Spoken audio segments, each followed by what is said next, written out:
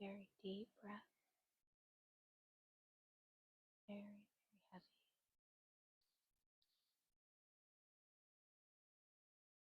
And deeply. Feel your eyes getting so heavy that you want to close them. Breathe in as deep as you can.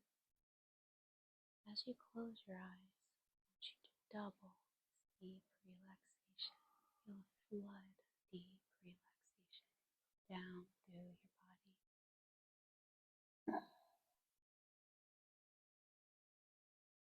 Breathe in deeply and open your eyes.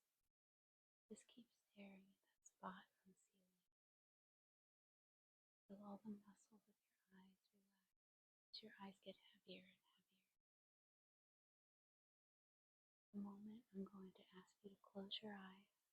In a moment, when I ask you to close your eyes, I want you to double this deep relaxation and flood your whole body with deep relaxation. Breathe in deeply. And now close your eyes, sink deeper and deeper into this deep relaxation, doubling this deep relaxation throughout your mind and your body. Sink even deeper, relax. I'm going to count backwards from 10 down to 9, down to 1. Each and every number down. I want you to double this deep relaxation even more in 10. Sink even deeper, relax. 9, 8, 7, 6, 5, 4, 3, 2. Now sink all the way down to 1, doubling this deep relaxation. Now make the connection with Urmah.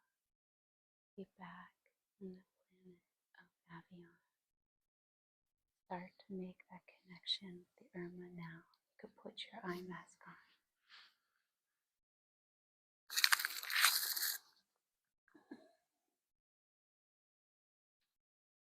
Make that connection with your Urmah. Be back on that planet, that place. Avion now, what's the very first thing that you notice? Buildings. What do the buildings look like? Majestic. Pillars, large marble pillars, large flamboyant houses, structures, gardens, sculptures of warriors of past, large fountains, water is prevalent, greenery, buildings like humans would describe as Pantheon, Greek, ancient Roman, but much more technologically advanced, much more grandiose, even for our Urmah people. Tell me about the technology. What do you notice?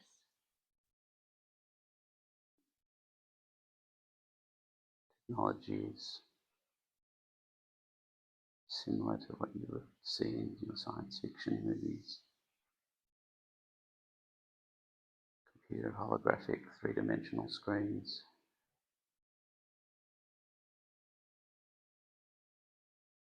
crystal-based technologies,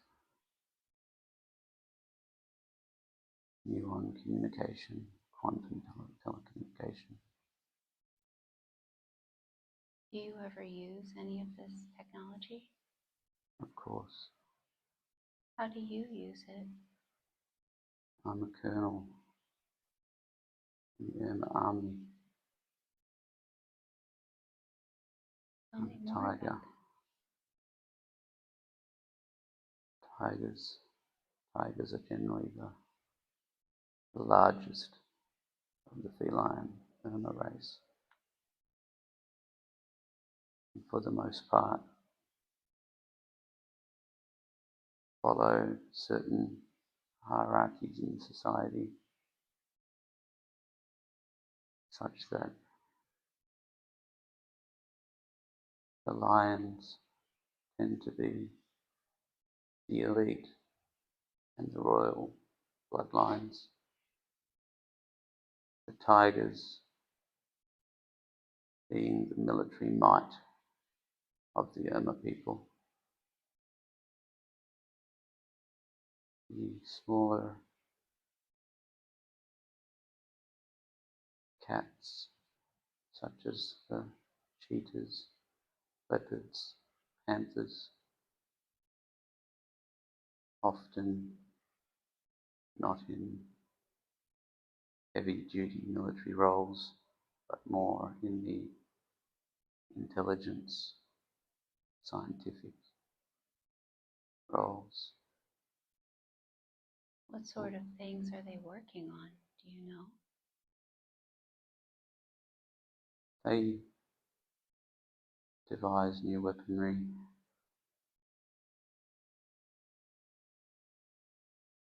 enhance battleship might, enhance defensive perimeters around each ship. How would you describe these ships? Large, grandiose. The Urmah people are a extremely proud people. We enjoy a large ego, and we like to be as flamboyant as possible, both in our appearance and in our architecture. Could you tell me more about yourself? Could you describe yourself? I am about 330 kilos in weight. I stand just over 3 meters tall.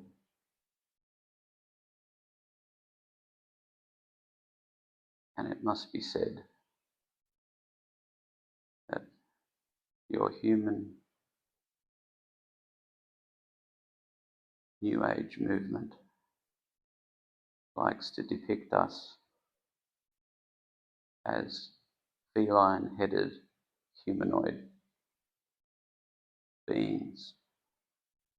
This is not the case. You humans like to humanize everything. Us cats, we like to make everything feline. Because we are felines. We are literal cats that stand on our hind legs. We have adapted over many, many generations to change our hip structure, which allows us to be what you would term semi-bipedal, which means that we must teach our young, often through scolding them, to walk on their hind legs rather than all fours. And as we have discussed with you before,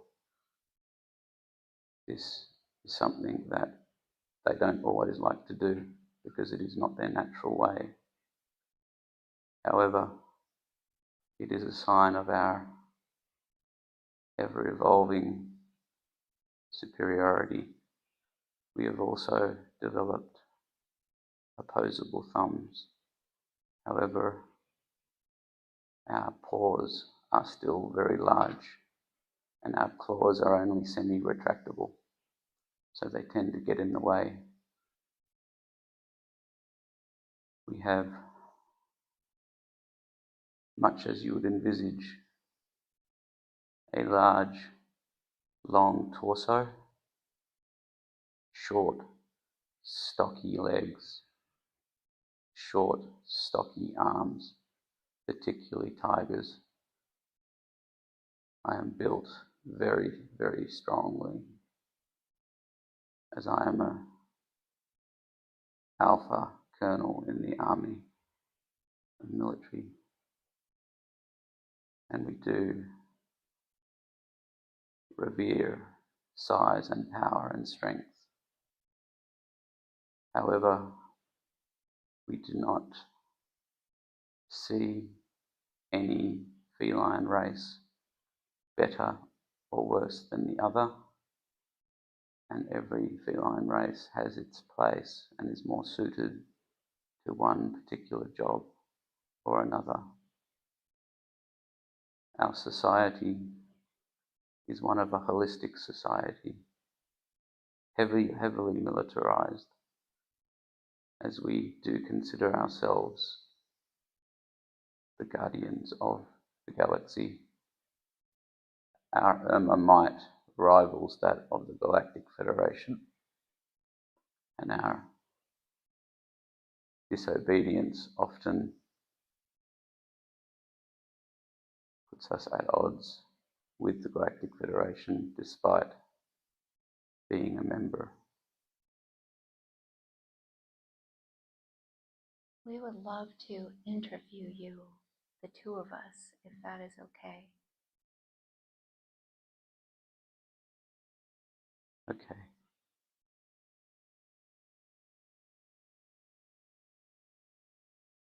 First of all, thank you for communicating with us. We'd love to know if there are depictions of the Urmah on planet Earth and in the Earth history. Yes.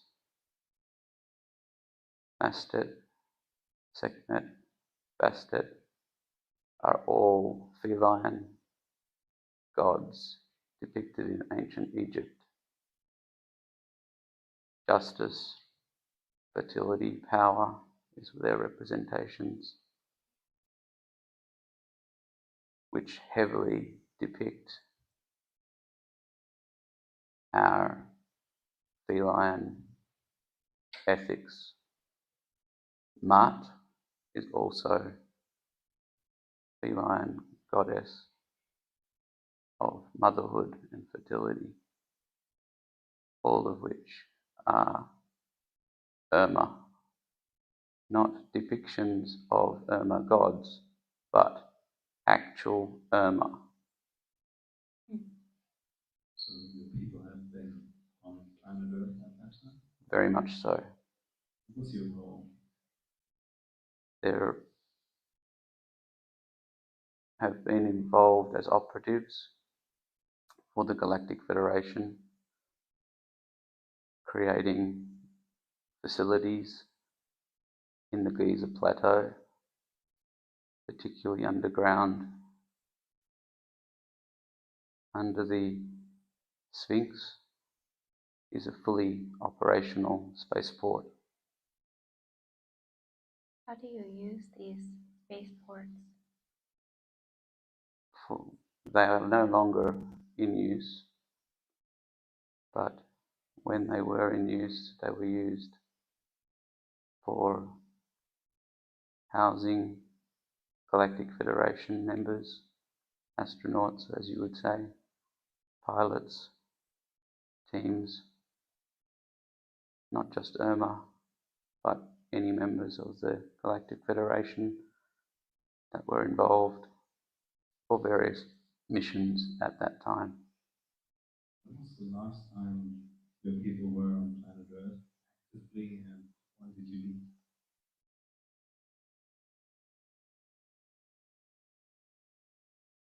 The Urmah have been involved in human or earth affairs back in ancient Egyptian times, ancient Sumerian times. This is when they were most active.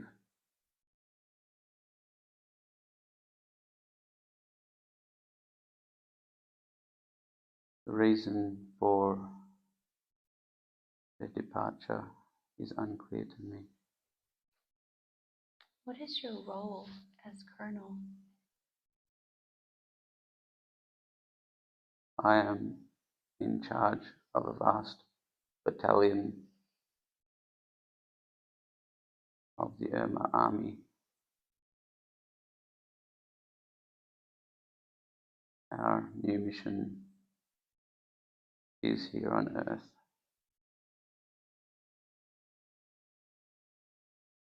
What do you mean by that?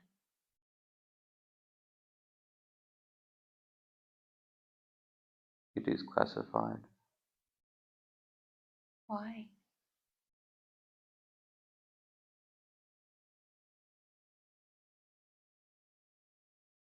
The current situation within the Galactic Federation is such that there is some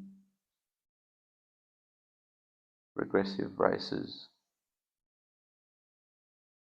that are willingly and unwillingly assisting the Galactic Federation in ongoing negativity on the planet. And the Urmah, whilst a strong force in military force, have decided not to infiltrate or intervene in a forceful way,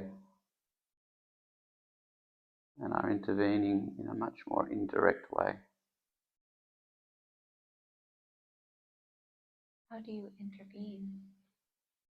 Through our star seeds. Can you tell me more about that? This star seed has been at odds with whether or not he is true Urmah, and he needs to understand that we as the Urmah people cannot and do not directly interact with any of our star seeds.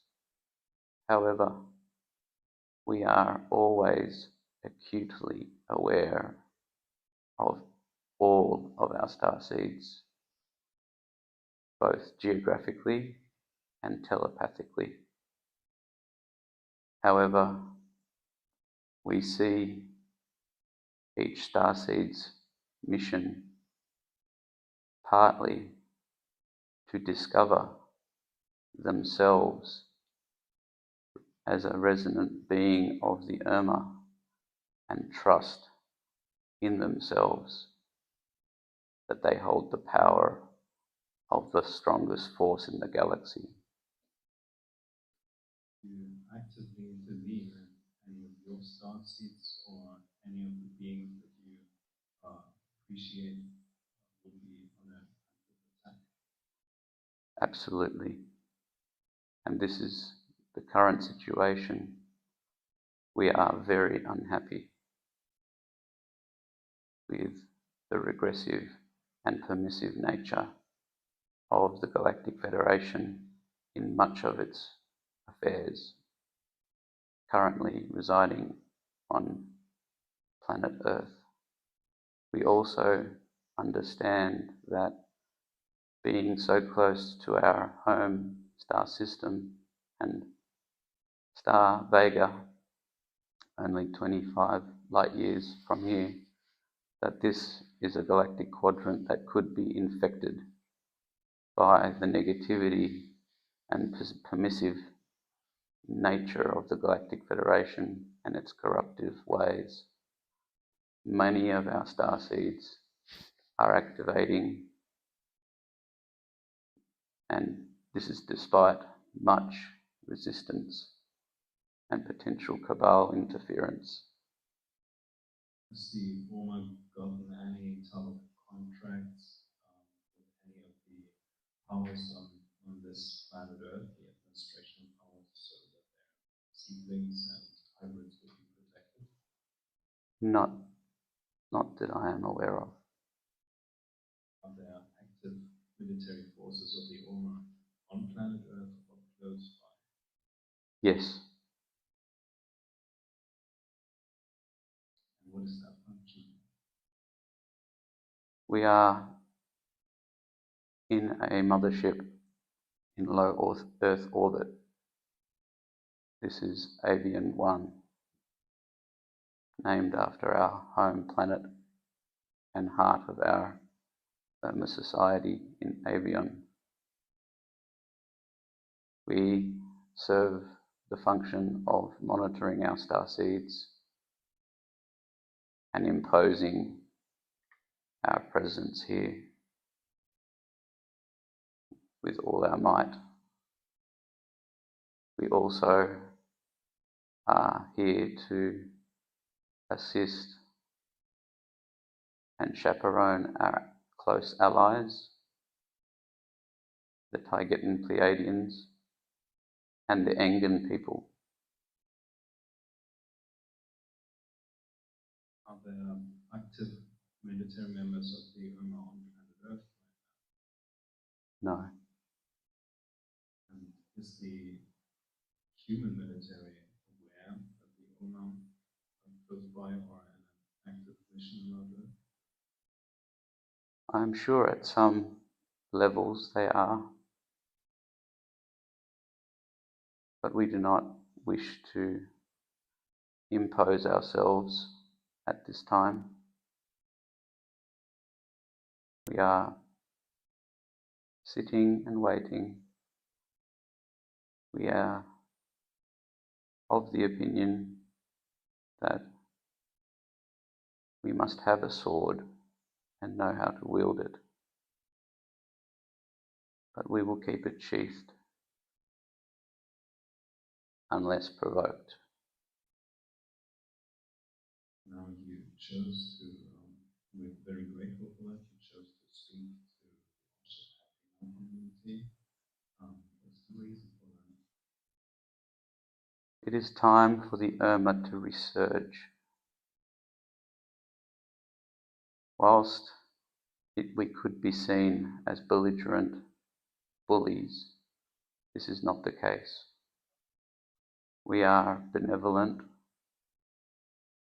deeply spiritual, highly ethical, loving, empathic, highly emotional beings that have only a sense of oneness as our base spiritual belief, which corresponds to many benevolent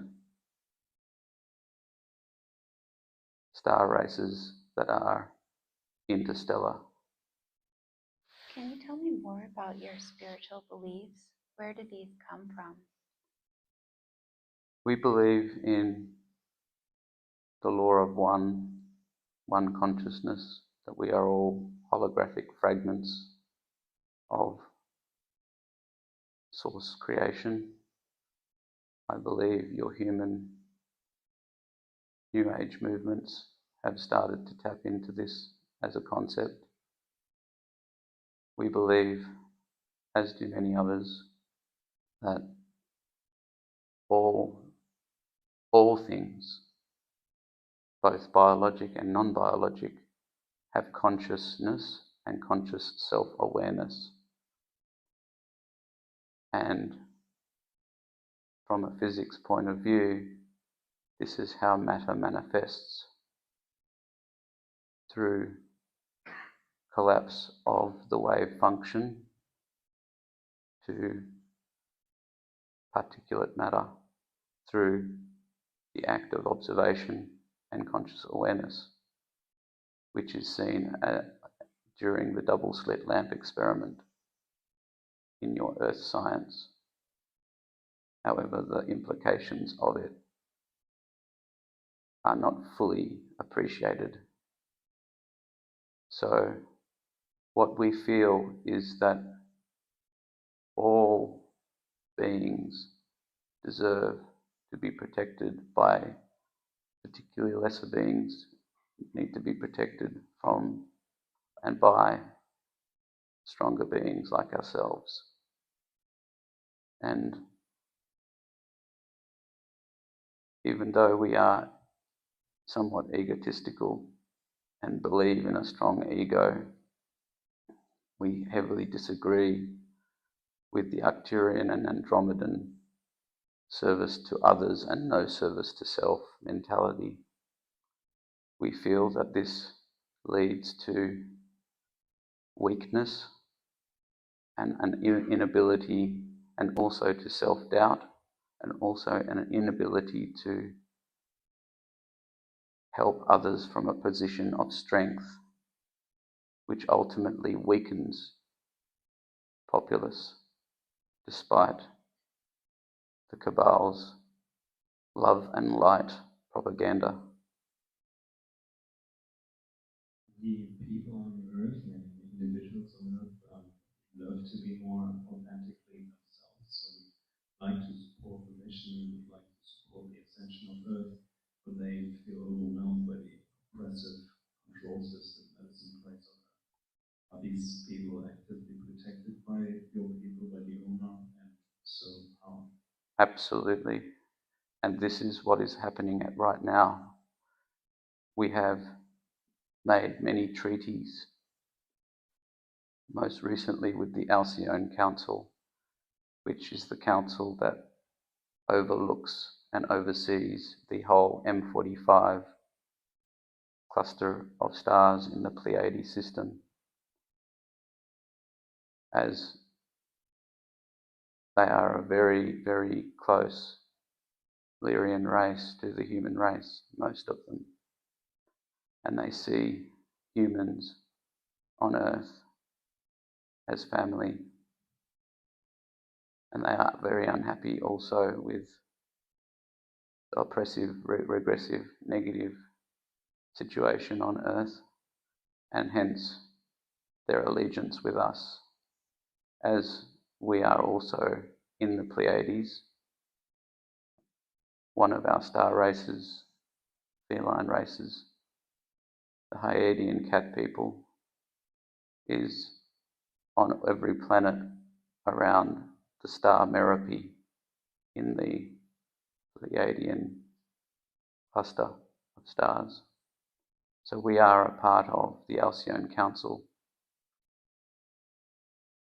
technically, and part of the Pleiades technically, because that is just more Urmah people.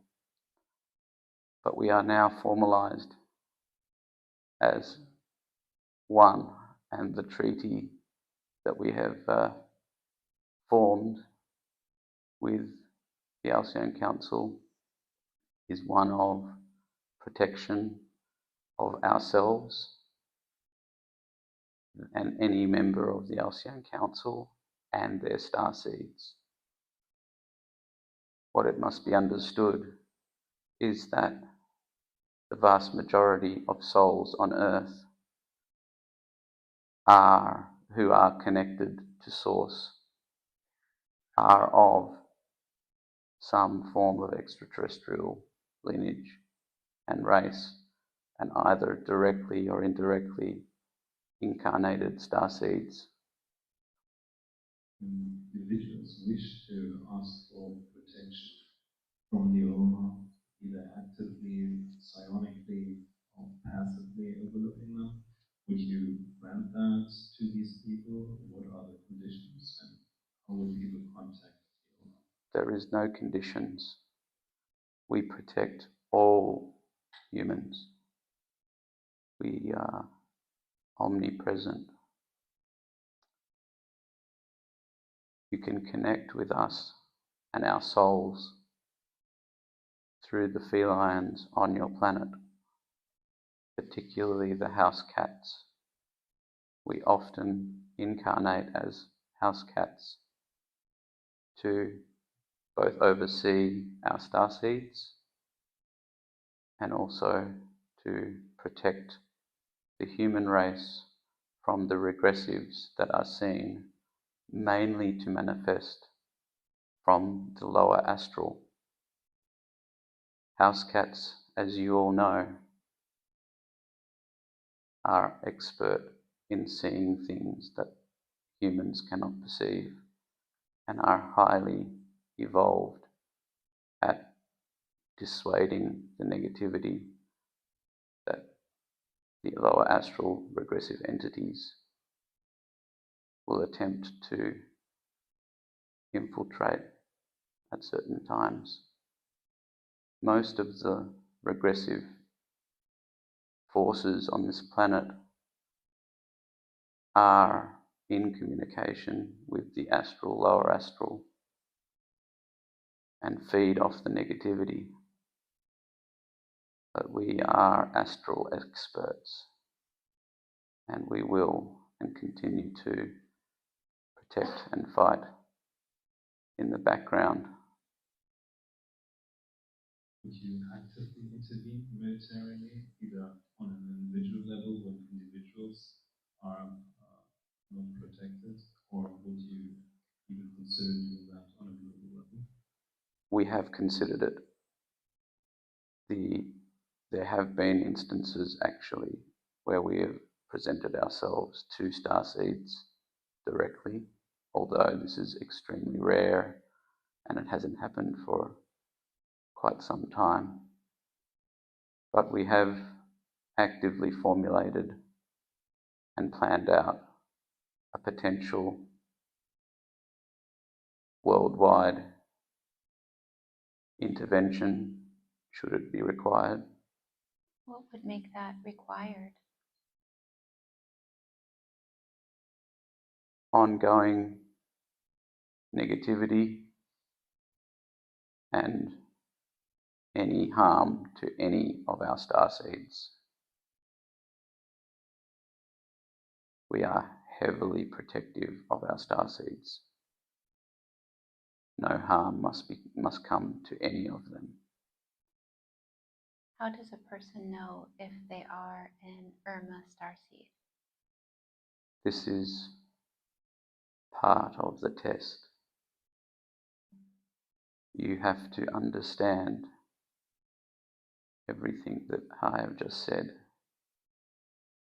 and that is, do you resonate with fearlessness, with injustice and righting the wrongs?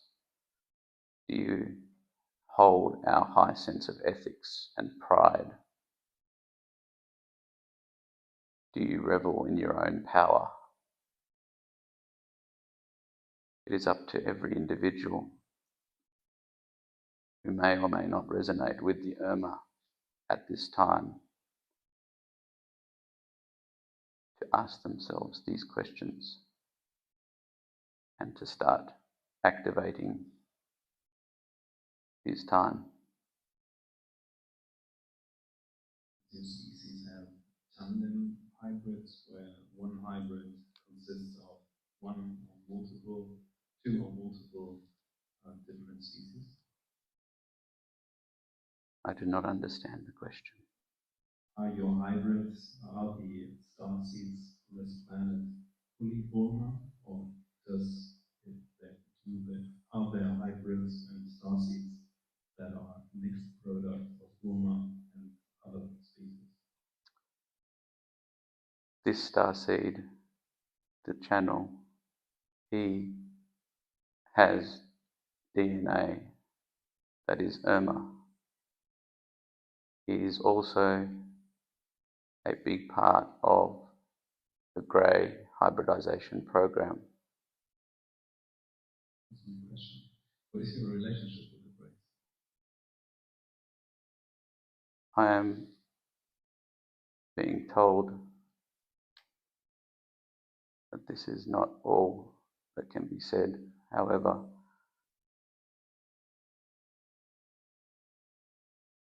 DNA of the Urmah starseeds is something that is heavily used as core DNA for hybridization. As one would expect, it is extremely hardy, strong, dominant DNA that does not degrade. Do you have any information on the relationship between the Urmah and the Greys? Yes. There are, first of all, over 400 species of greys. So the term the greys is a gross human oversimplification, as per usual. We have many interactions with various greys. The Zeta greys are the small gardener grey variety of benevolent nature.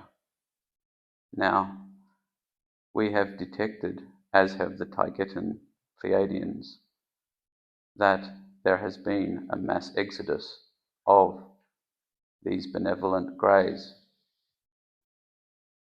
And we have also detected Orion greys, which are, in our opinion and our information, predominantly regressive and malevolent. They have increased in number, and we have also noted they are using codes, for a lack of a better word, that supposedly are Zeta Grey codes for entry and exit to planet Earth via the Galactic Federation, which again, if we can detect that these are clearly not Zeta Greys entering the planet and are misinforming themselves as Zeta Greys, the Galactic Federation must also know this, which again is a international or interplanetary law, treaty misuse. In the last 50 years alone, the Galactic Federation have broken many laws due to their own choice of permissiveness. Their views on how this planet should be run is such that it is a soul school, supposedly, and that soul school will be run and co-created by the souls, and all the suffering, including the suffering, is something that we as souls on this planet have chosen for ourselves. However, what is not being addressed, and what I, as the channel here, would like to address, is that the Galactic Federation is being permissive. It is enabling mind control and basically altering human perception constantly through every media channel, which alters the ability of any human on this planet to make an educated choice. This is not ethical. There is too much confusion at this time. This is deliberate, and it is the view of the Urmah that it is unacceptable, and also highly likely an excellent way to conceal other agendas. What are the other agendas? That will be yet to be seen. However, We all are of the understanding of the recent bug, shall we say, on this planet. There is another in the winds. What do humans need to understand about that? Do not fall for it again. From your perspective, what is the Urmah relationship with the Galactic Federation? The Galactic Federation and the Urmah, it is as good or as bad as they choose it to be. They tolerate us. We have our own set of ethics, and we have our own ideals and understandings of how things should be. And if our logic is in conflict with the Galactic Federation's logic on something, we will do what we will do. The Galactic Federation has no place telling us what to do. We have entered an agreement with the Galactic Federation upon entering, of which I believe we are the only species to do so, of our own accord, our own set of rules. However, we have no interest in conflict. We always choose to resolve things with discussion, logic, in a cordial manner. But should we be intimidated, we will have no hesitation to push back and intimidate. Well, why does the Galactic Federation allow what's happening to humans?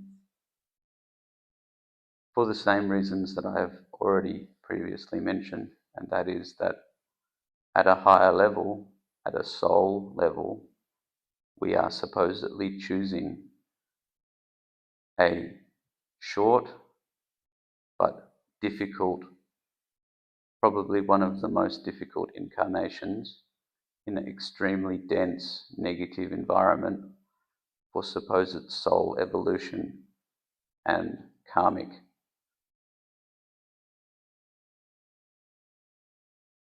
shall I say, resolution. However, the Urmah and many of the other Pleiadian races do not feel this is an ethical situation, as all of the mind control on planet Earth misguides the species into disarray and confusion. It would be different if the Galactic Federation was transparent with all of its intentions, behaviors, and actions, as we are. We hide nothing. We are as we are, whereas all of the deceit, and when we contact the Galactic Federation, the manner in which it is structured is such that you will give a request or a question to the Galactic Federation's mothership, which is the Viera, parked on the far side of the moon, which is an Andromedan biosphere triangular ship, ironically very similar in appearance to a Star Destroyer as you would see in your Star Wars films. But when we request any information, it is often met with very little response, or a response that goes up to higher levels, such as the Saturn-based headquarters. But we never know who we are talking to. Are you part of the Saturn Council? No. They are mainly the US, the Russians, and the Vice Germans that have a fully operational military on Earth. There are smaller fractions too. What's your relationship with that? We have very little to do with Earth affairs at a military level. Does there have any conflict? No, we are just observing, waiting. But make no mistake, we will and can neutralize all military on this planet, both local, terrestrial and extraterrestrial, within hours. And we have planned, should required, to do this. You plan to do this or considered it? Considered, but it is a plan that has been strategized. However, we have decided, as discussed before, not to pursue this path because despite our benevolent nature, a race of giant 300-kilo tigers and lions entering your atmosphere suddenly will unfortunately be viewed as an invasion. And this is what the Galactic Federation and regressives would like to see happen. But it is part of my role here to make all aware of our benevolent nature. Do you want us to call upon you? Do you want people to ask for the Urmah help? We do not need any calls. However, the only thing any human can do for Urmah are to look after the felines on planet Earth, both in the wild and domestic, because they are our souls, quite literally.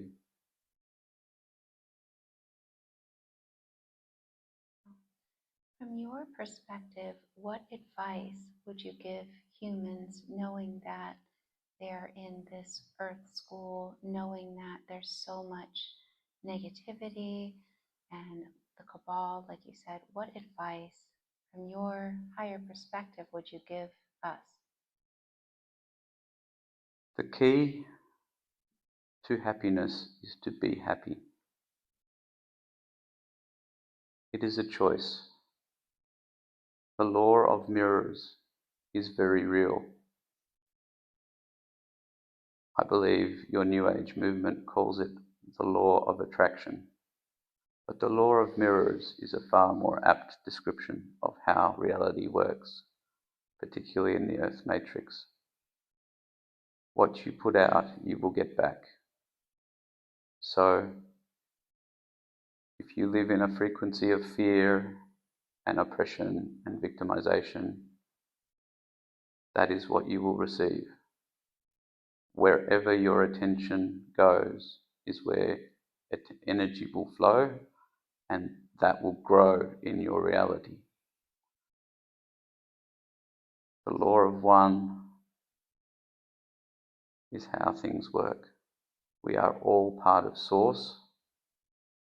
We are all aspects of Source from different perspectives. We should treat all of ourselves, each of our brothers and sisters, everything on our planet and abroad should be treated as if it is self. So treat others. If you hurt others, you are hurting yourself. You mentioned the key of happiness is being happy. Is that the reason why you communicated and sent this transmission to the all shift happily in our community?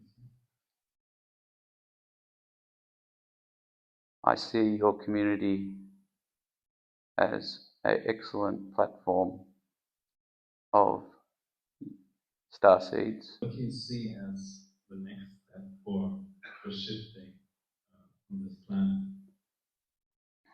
We are very concerned that the regressives have more negativity in store, and we feel a conflict is brewing. We are heavily militarizing, as are the Qhht and Pleiadians at this time, whilst we are not actively searching for war. If the Galactic Federation were to declare it in any of their actions, we would not hesitate. There have been conflicts on this planet between various interstellar races, and they have been depicted in various of your ancient texts and scriptures. How does your group personally feel about the leader of this All Shift Happily Now group? I would like to clear some things up. Yeah, I think that he is a starseed. There are many benevolent starseeds in organizations such as this one that are carefully planted at a soul level to infiltrate and shift, as the organization states, into a happier timeline. So I feel he is benevolent in nature, otherwise he would not be doing this. Thank you for that. I have a question about that. Because apparently I used to work for these groups, and some of the plans that are proposed were first proposed to what you would call Qhht groups, because they were in power of this planet. However, do you think is there anything that the group could do to be more independent while still be completely safe while executing the plan of happiness?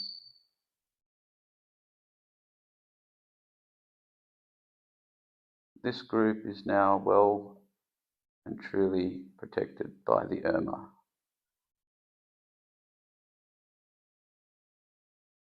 We have seen enough to know now. However,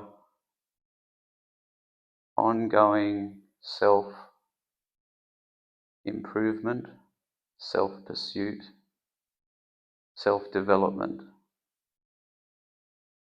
is absolutely imperative. It is excellent to give to others and to shift together. However, everyone's sphere of reality is their own, and so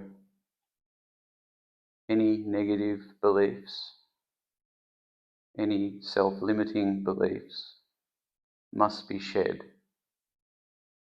in order to continued growth and prosperity, to keep going with the strength and the might of the Urmah behind you. There's certain plans where multiple of the beings and teachers in this All Shift Happily Now group, with their benevolent intentions, were asked to change certain things because of the politics on this planet. Is there any advice that the Urmah can give to Be like the Urmah, belligerent, disobedient, and powerful. It is time. Did your society ever go through an evolution like our society is going through, or no? The Urmah have always been gifted with being a very strong race and really an apex race. So outside of our conflicts with the Alpha Draco there has not been a requirement for such. But we've battled many battles with the Alpha Dracos, and again, it's important to understand that the Alpha Dracos are not a single entity or a one governed species.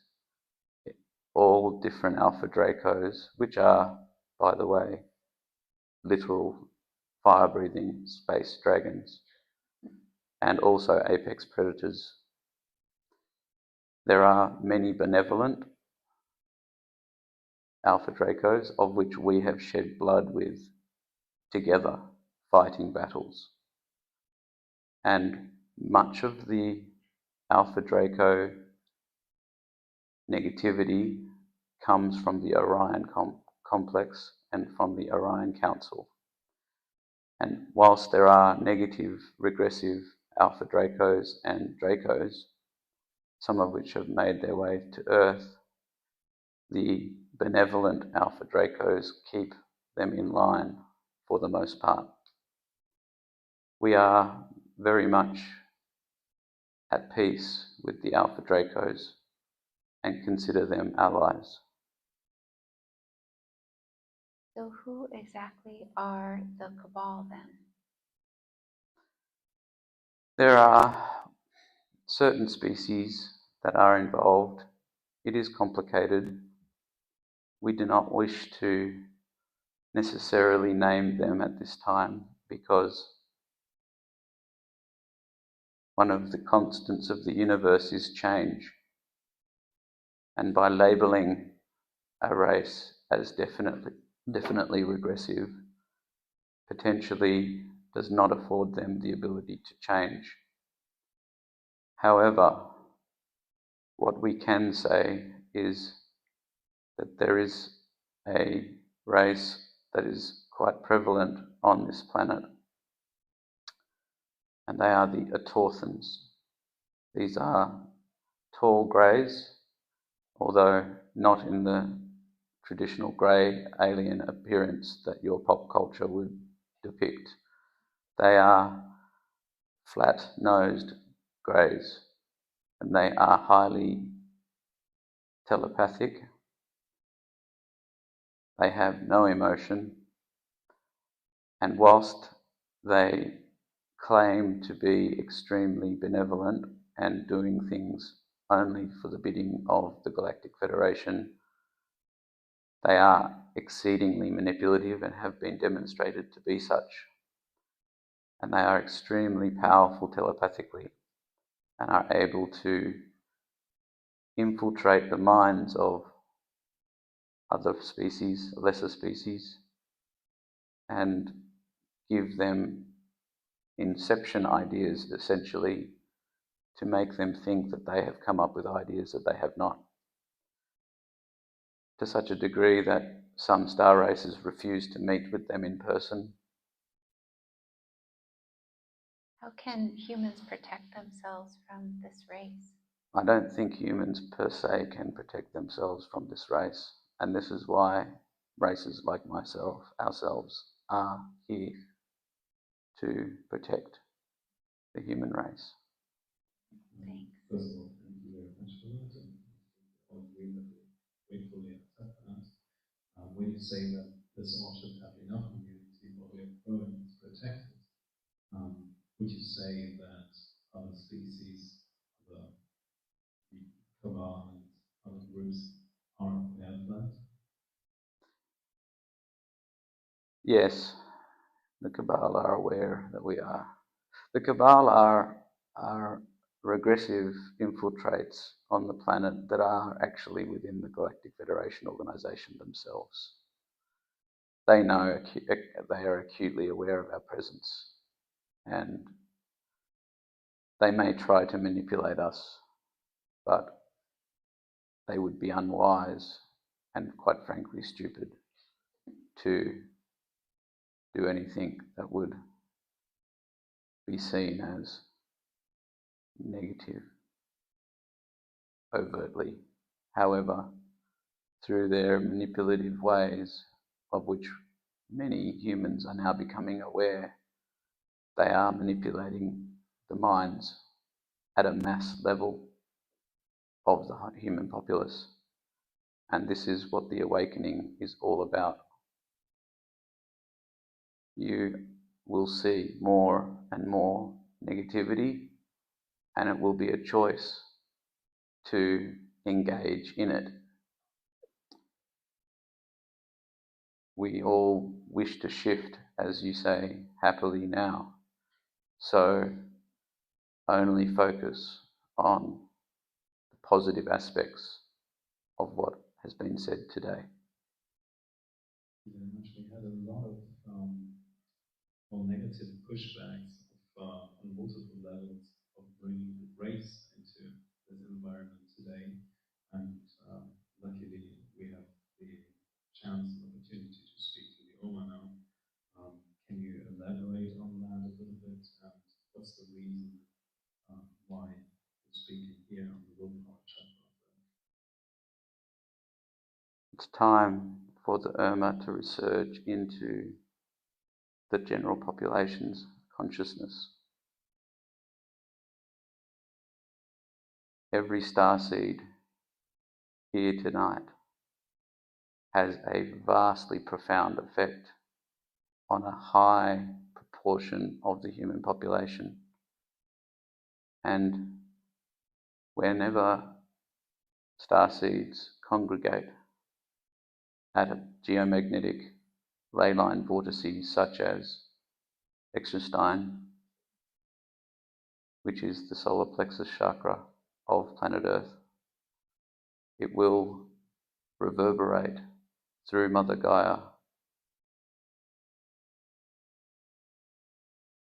The channel himself is a conduit for this at a much higher existential level. He is here to stabilize the planet, and thus effectively the chakra will reverberate throughout all of the other ley lines and stabilize other chakras in the planet. And being the solar plexus chakra, the next chakra is the heart chakra, which is Ayers Rock, Uluru. It would be highly advisable to move there next. For this channel to move there? For this organization to move there. Can you talk about the next one? Yes.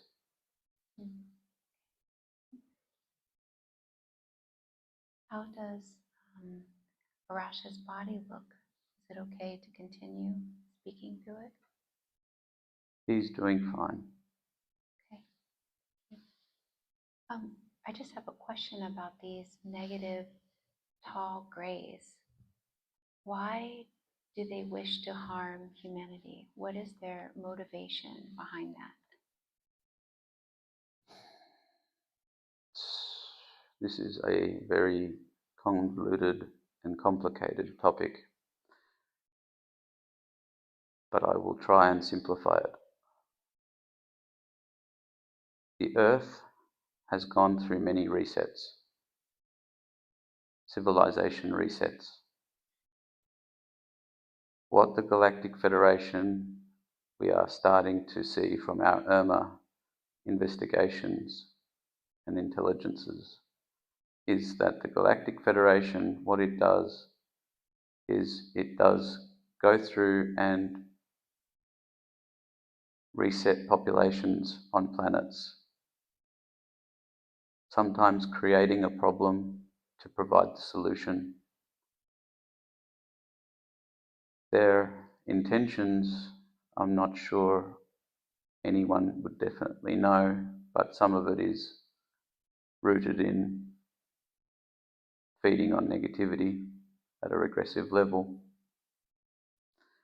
But they have done this, and we have evidence that they have done this on a nearby planet, Alpha Centauri. And the whole concept of the Lyran species being persecuted may all be false, and it may actually be contrived. So the Alpha Centaurians, or the Centaurians, they look very similar to humans, and they are similar in appearance to South American or possibly some Indian races. And they had a similar thing happen on their planet as what seems to be happening on Earth, in that an insurgence is depicted, the Galactic Federation swoops in supposedly to liberate the planet from the regressives, and then ultimately, through mind control, seizes that planet's resources and society to the level that they now believe that they are serving the good fight, so to speak, of the Galactic Federation, when in essence they have been brainwashed. We, the Urmah people, feel that this is something that may be occurring or attempting to be occurring here on planet Earth, which we will not allow. It's sensing that you confirm that the body has this Urmah and Grey. I assume that the Greys are aware that the Urmah are speaking here tonight. Is there any type of communication with the Greys in preparation of this event? Because they were planning on being here tonight. I'm not aware of any communications directly with the grey species of benevolent nature.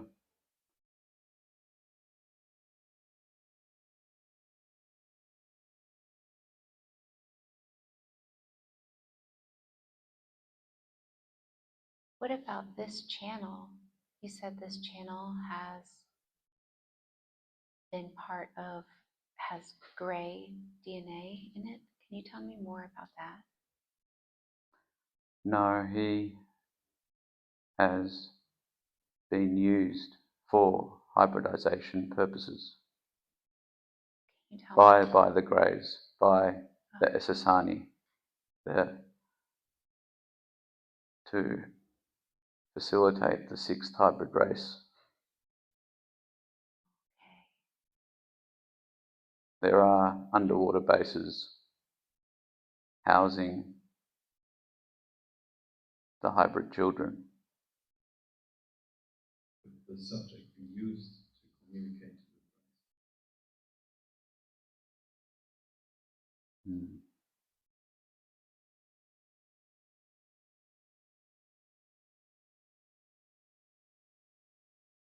Perhaps. The subject has been somewhat resistant to accepting his hybrid offspring.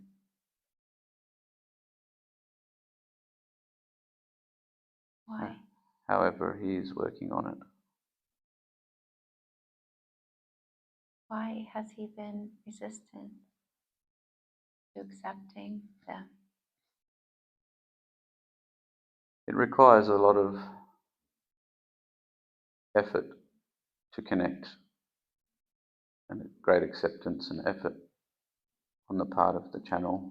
And at this time, there are more pressing matters on this planet than family lineages.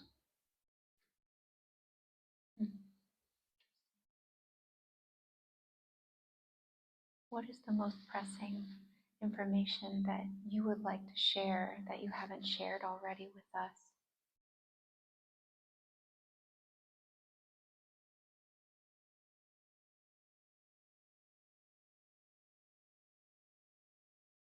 The human race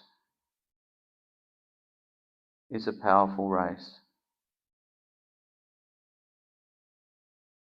Its DNA is one of the strongest DNAs. Any and all mind control through epigenetic manipulation that has occurred or is occurring is vastly temporary, as all human DNA, Lyrian DNA, tends to revert back to its original state. So, by keeping one's vibration high, by engaging in activities that keep one's vibration high, by focusing on positive intentions, one will be somewhat immune to any regressive negative force.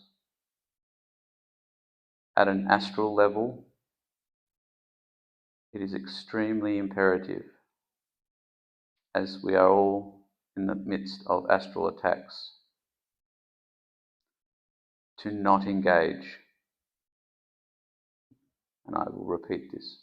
Do not engage in astral attacks. If one is to see, feel, or directly be involved with some form of conflict in the astral through what humans call dreams, think of yourself as a candle in a dark room. A candle, when lit, does not need to fight the darkness. It just needs to be. By being the light, you diminish the dark. What the regressive entities want, and this is for what's happening in your media, your wars, your conflicts, your famines, your disasters, your weather-modified hurricanes, etc. These are all mind control manipulations of the matrix for you to react. For the most potent aspect of the Lyrian and human DNA is its emotions. And they know this. And the most potent emotion is fear. As soon as you let go of a fear-based mentality and you just be the light, you will transcend the darkness. They will have no power and they will regress.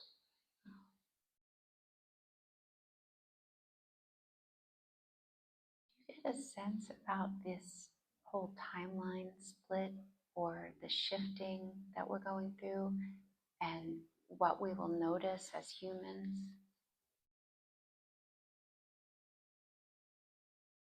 It is a collective consciousness agreement co-creating the matrix. We acknowledge this. However, there will be a time where a separation will occur. It is already starting to transpire through your UFO disclosure movement. There are factions on this planet, people, individuals, collectively and individually, that still do not even acknowledge UFOs.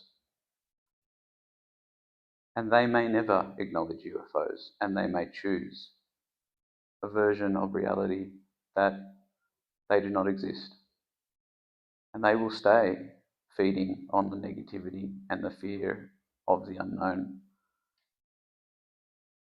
And they may pass on or stay in a lower density. However, that is not your concern. Your concern should be only on the positive, the ongoing understanding of a greater collective consciousness that includes interplanetary, interstellar societies, because you can only be able to experience what you are in resonance with. So if you are not in resonance, if you are not aware, if you are not in the belief that there are extraterrestrials, that there are extra-dimensionals, which incidentally are one in the same for the most part, as duality in human terms is such that is it extra-dimensional or is it extraterrestrial? No, it is not this or that, it is this and that. But I digress. Making sure you focus on the belief that there are extraterrestrials, no matter what is said, is the most important thing, because you will not be able to experience any extraterrestrials without the belief that they are real. And so, for us to say belief is important would be an understatement. Belief fashions one's reality at the most fundamental of cores. This is what Qhht and Dolores Cannon's work is all about, is identifying those beliefs that an individual may have and purging them to enable spontaneous shifting or quantum shifting into a version of that individual who never had that illness, which is where one sees the spontaneous healings that seem miracle or miraculous. There are physical counteractions and different other actions in place on planet Earth right now to counteract the benevolent spiritual programs. And you said, due to the benevolent nature of us, we are protected by the Urmah. Social media sometimes bans certain content and so on and so on. What's your advice on this? What should we do on that?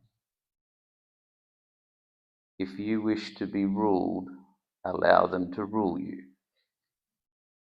If you wish not to be ruled, and you wish to pursue a happy, shifting timeline, then our advice is to go down that path regardless. Your intentions are pure. Their intentions are not pure. Everything is about intention. So if you have good intentions, the light will always outshine the dark. So have no fear in moving forward. Remember, it is your own self-limiting beliefs of control and fear and authority that they ensure exists to keep you suppressed. You must be like the Urmah. We do not care for even the Galactic Federation's rules and regulations. We do as we please, if it makes sense to us. However, we look at things from an extremely ethical, benevolent, and self-empowering way. And so we have no qualms in making our own decisions. Once you and your collective starts viewing things in this manner, you will become truly powerful and step into your power. And there will be nothing that will be able to be stopping you. you for that. Do you have any other messages for us?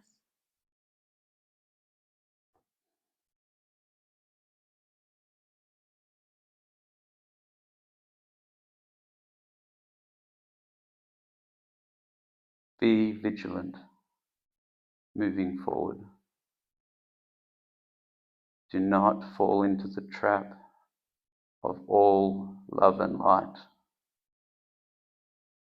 There are regressive forces, and whilst you should not fear them, you must be aware of them, for you cannot combat what you do not understand, and you will always benefit from knowing from a very neutral standpoint. The key to higher state of consciousness, to look at things as the observer, to not engage in the emotions.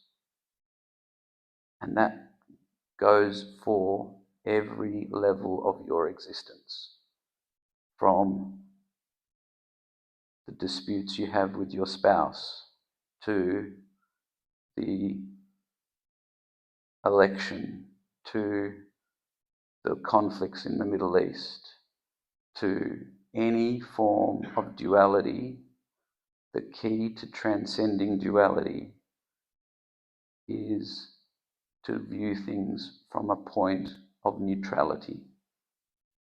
And once you can look at things from a point of neutrality, you will have transcended to a higher state of consciousness, at which point there will be no concerns for you, because you will already know that you are a higher frequency being. This is easier said than done, and it takes a lot of ongoing self-work. So one must constantly work on oneself. One last question that's philosophical. So we've talked a lot about parents, children came up a lot in this conference. And it's quite normal for parents who love their children very much to often be afraid that something that could happen to them. Would you say that it's wrong for them to feel that? Could you repeat that question? It is quite normal for parents that love their children very, very much to be afraid that something bad could happen to them, and they want to protect them. So they tend to be worried sometimes about them. Would you say that's the wrong behavior? Yes. Always lead from a position of strength, prosperity, and focus of positivity. That is a fear-based belief. And what fear does is it attracts exactly what it is that you fear the most towards yourself or your children, if that may be the case. You must teach your children to empower their own strength. You must trust them with that teaching and not entertain the negative aspects in your own mind as a potential outcome. Do you make a distinction between being cautious and being in fear? Yeah, so again, awareness is key. You must educate your children. Be aware of X or Y problems or X or Y threats. Be aware of them. Do not fear them. Be aware of them, and through whatever action you wish to instruct your children on to avoid said threats or etc., is how you encourage that and empower that soul to overcome them. Also educating them in the law of mirrors, that what you put out, you get back. And whatever you put out as a parent, you will get back also. And if the children understand this, and most will, because Most children these days are all highly evolved souls. And it is the schooling system and the indoctrination and the fear-based but authoritative belief systems that have been in place on this planet for thousands of years that are starting to break down now, but we are the ones that need to do so. And change has to come from that family unit.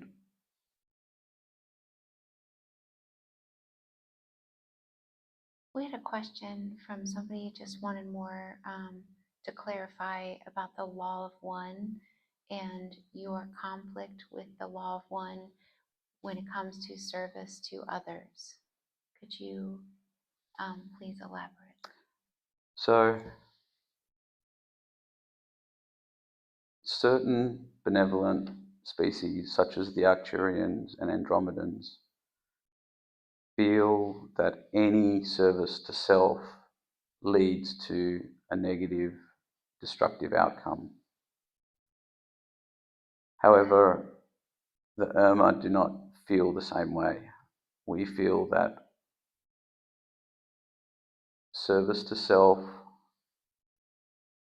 reaching one's own aspirations as an individual and improving one's own, in essence, sense of self, egoic identity, enables that person or individual soul not only to progress its own soul's journey and ascension, but also it provides an ability for others to see them as a beacon of light, to also do the same.